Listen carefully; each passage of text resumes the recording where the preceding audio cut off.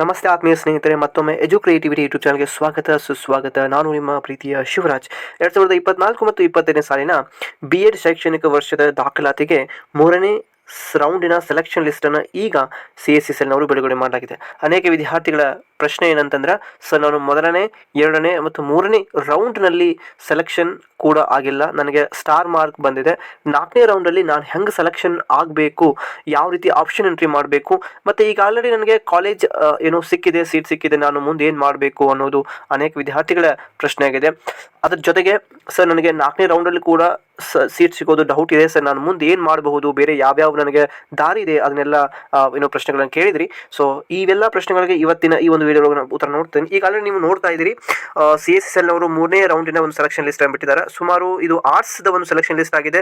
ಮತ್ತು ನಿಮ್ಮ ಒಂದು ಸೆಲೆಕ್ಷನ್ ಲಿಸ್ಟನ್ನು ನಾನು ಕೆಳಗೆ ಕಾಣುವಂತಹ ಡಿಸ್ಕ್ರಿಪ್ಷನ್ ಬಾಕ್ಸ್ ಒಳಗೆ ಲಿಂಕ್ ಕೊಟ್ಟಿರ್ತೇನೆ. You can download the arts and science selection list.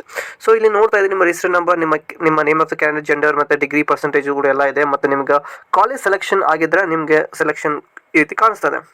So ನೀವು ಫಸ್ಟ್ ಏನು ಮಾಡಬೇಕು, ಯಾರ್ದು ಸೆಲೆಕ್ಷನ್ ಆಗಿದೆಯಲ್ಲ ನೀವು ಬೇಗನೆ ನೀವು ಕಾಲೇಜನ್ನು ಅಡ್ಮಿಷನ್ ಮಾಡಿಸ್ಕೋಬೇಕಾಗ್ತದೆ.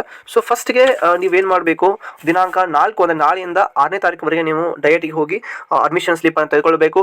ಅಡ್ಮಿಷನ್ ಸ್ಲಿಪ್ಪನ್ನು ತೆಗೆದುಕೊಂಡು ಕಾಲೇಜ್ಗೆ ಹೋಗಿ ನಿಮ್ಮ ಒಂದು ಕಾಲೇಜಿನ ಸೀಟನ್ನು 9ನೇ ತಾರೀಕಿನ ಒಳಗಾಗಿ, 9ನೇ ತಾರೀಕು ಕೊನೆಯ ದಿನ ಆಗಿರ್ತದೆ ನಿಮ್ಮ ಕಾಲೇಜಿನ ಅಡ್ಮಿಷನ್ ತೆಗೆದುಕೊಳ್ಳಿಕ್ಕೆ.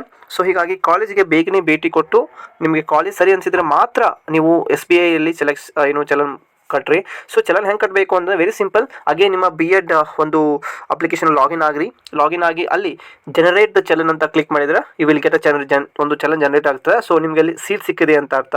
ಸೊ ನೀವು ನೆಕ್ಸ್ಟ್ ರೌಂಡಿಗೆ ಹೋಗಬೇಕು ಅನ್ನೋದಾದರೆ you can I want to participate in the next round counselling ಅಂತಂದರೆ, ಸೊ ನೆಕ್ಸ್ಟ್ ರೌಂಡ್ ಕೌನ್ಸಿಲಿಂಗ್ ನೀವು ನೋಡ್ಬೋದು.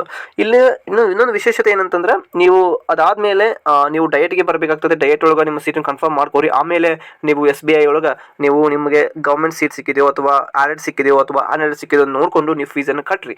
ಇನ್ನು ಮೂರನೇ ವಿಚಾರ ಏನಂತಂದ್ರೆ, ಸೊ ಅದಾದಮೇಲೆ ಚಲನ್ ಕಟ್ಟಿದಾದ್ಮೇಲೆ ಆ ಚಲನನ್ನು ನೀವು ಡೈರಿಗೆ ತಂದು ಕೊಟ್ಟಾಗ ಡಯಟ್ನವರು ನಿಮ್ಗೆ admission slip ತೆಗೆದುಕೊಡ್ತಾರೆ.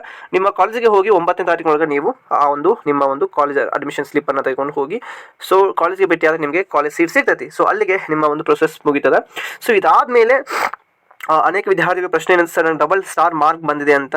Double star mark ಬರಲಿಕ್ಕೆ 2 ಕಾರಣ ಇದಾವೆ. 1ನೇ ಕಾರಣ, ನೀವು ಹೆಚ್ಚಿನ ಕಾಲೇಜನ್ನು ಆಯ್ಕೆ ಮಾಡಿಲ್ಲ, ಸೊ ಕಡಿಮೆ ಕಾಲೇಜನ್ನು ಆಯ್ಕೆ ಮಾಡಿರ್ತೀನಿ. ಇನ್ನು 2ನೇ ಕಾರಣ ಏನಂತ, ನೀವು ಆಯ್ಕೆ ಮಾಡಿಕೊಂಡ ಕಾಲೇಜ್ ಒಳಗೆ ನಿಮ್ಮದೇ ಆದಂತಹ ಒಂದು ಕ್ಯಾಟಗರಿ ಒಳಗಡೆ ಅಥವಾ ಕ್ಯಾಸ್ಟಲ್ಲಿ ಏನಿಲ್ಲ ಸೀಟ್ ಇರೋಂಗಿಲ್ಲ. ಸೊ ಹೀಗಾಗಿ ಇವೆರಡು ಕಾರಣದಿಂದ ಅವರು ನಿಮಗೆ ಸೀಟನ್ನು ಕೊಡೋಂಗಿಲ್ಲ.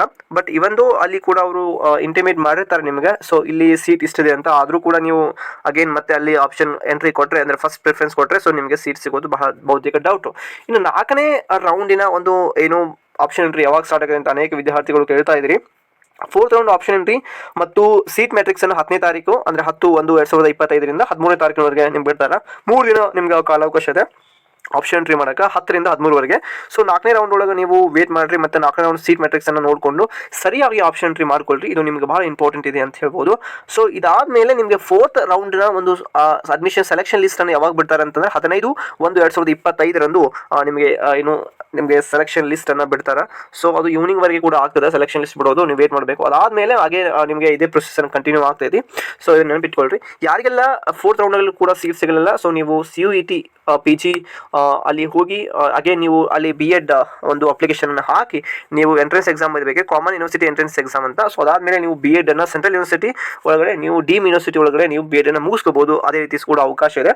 ಸೊ ಯಾರಿಗೆ ಅದ್ರ ಬಗ್ಗೆ ಮಾಹಿತಿ ಇಲ್ಲಲ್ವೋ, ನೀವು CUET ಅಂತ PG ಅಂತ ಸರ್ಚ್ ಮಾಡಿ BEd ಅನ್ನು ಕೊಟ್ಟರೆ ಯೂಟ್ಯೂಬಲ್ಲಿ ನಿಮ್ಗೆ 100% ಸಿಗ್ತೈತಿ. ಸೊ ಐ ಹೋಪ್ ಈ ಒಂದು ಇನ್ಫಾರ್ಮೇಷನ್ ನಿಮಗೆ ಹೆಲ್ಪ್ಫುಲ್ ಆಗಿದೆ ಮತ್ತು ನಿಮ್ಮ ಫ್ರೆಂಡ್ಸ್ಗೂ ಕೂಡ ಅವಶ್ಯಕತೆ ಇದೆ. ದಯವಿಟ್ಟು ಶೇರ್ ಮಾಡಿರಿ. Thank you so much for watching this beautiful video. Have a good day.